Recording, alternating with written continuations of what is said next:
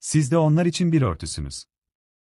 Allah, kendinizi kandırmakta olduğunuzu bildi ve tövbenizi kabul edip sizi bağışladı. Artık onlara yaklaşın ve Allah'ın sizin için yazdığını arayın.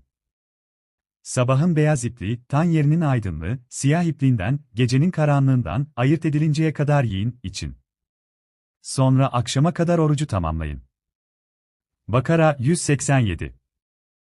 Bu ayetten anlaşıldığı üzere, imsaktan iftara kadar cinsel ilişki yasaktır. Hadis.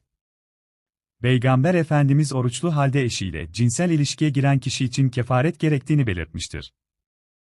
Oruçlu olduğu halde hanımıyla cinsel ilişkiye giren bir kişi geldi ve "Helak oldum, ne yapmalıyım?" diye sordu. Peygamberimiz, S.A. ve ona kefaret olarak bir köle azat etmesini, buna gücü yetmezse 2 ay aralıksız oruç tutmasını, buna da gücü yetmezse 60 fakiri doyurmasını söyledi. Buhari, Sağm 30.